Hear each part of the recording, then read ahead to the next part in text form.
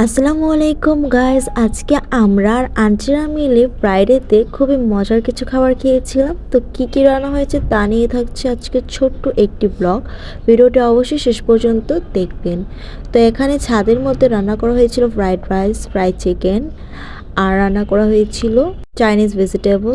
এই রেসিপিগুলো আমার পেজে আগেও দিয়েছি আমি, তার জন্য এক্সট্রাভাবে দেখালাম না। আর ছাদের উপর রান্না করা হয়েছিল, তার জন্য আরও বেশি করে দেখাতে পারলাম না। এখানে স্যালাদগুলো রেডি করা হচ্ছিল। আর এই তো প্লেটারটা দেখুন জাস্ট কতটাই আমি লাগছে, একদমই বাসায় বানানো। জাস্ট দেখে মনেই হচ্ছে না যে এইটা বাসায় বানানো। আমার পেজে কিন্তু সেম রেসিপি দেওয়াই আছে, আপনারা চেক করে পেয়ে যাবেন। আর খেতে তো অনেক বেশি দারুণ ছিল। ফ্রাইড চিকেনটা তো একদম রেস্টুরেন্টের মতো হয়েছিল। আর ফ্রাইড রাইসটা তো কথাই নেই, যে কতটাই আমি হয়েছিল দেখলে আপনারা হয়তো বুঝতে পারছেন যে লোভনীয় কতটুকু লাগছে। আর চাইনিজ ভেজিটেবলটা তো আমার কাছে সবচেয়ে বেশি ভালো লেগেছে। আমি তো পুরো চেটে পুটে খাচ্ছিলাম। দেখুন আমার প্লেটে খাবার মানে শেষই হয়ে যাচ্ছিলো, আমি এত মজা করে খাচ্ছিলাম।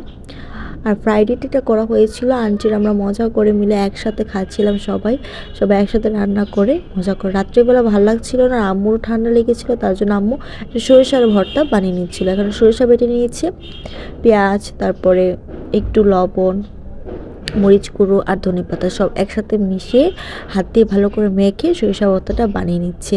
রাতের বেলা খাওয়ার জন্য এইটাই বেশি প্রেফার করছিল আম্মু, বিকজ আম্মু ঠান্ডাও লেগেছিল। আর দুপুরে তো এত কিছু খাওয়া হয়েছিল যে আর ভালো লাগছিল না চিকেন টিকেন খেতে।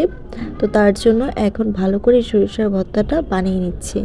আর সরিষা ভর্তাটা বানানোর পর গরম গরম ভাতের সাথে এটি রাতে সবাই খেয়ে নিই। তো দেখুন সরিষা ভর্তাটা কিন্তু একদম রেডি হয়ে গিয়েছে কিছুক্ষণের মধ্যেই। এখন এটার মধ্যে একটু ভাত নিয়ে ভালো করে মেখে খেয়ে নিচ্ছে আম্মু। তো এই তো ভিডিও কিন্তু আজকে এতটুকুই ছিল। আমার পেজে কিন্তু সব রেসিপি দেওয়া আছে একটু একটু করে। তো আমার পেজে নতুন হলে অবশ্যই ফলো করবেন। আর ভিডিও ভালো লাগলে অবশ্যই একটু লাইক দিবেন। সবাই ভালো থাকবেন আর এভাবেই ফলো করবেন। আল্লাহ হাফিজ।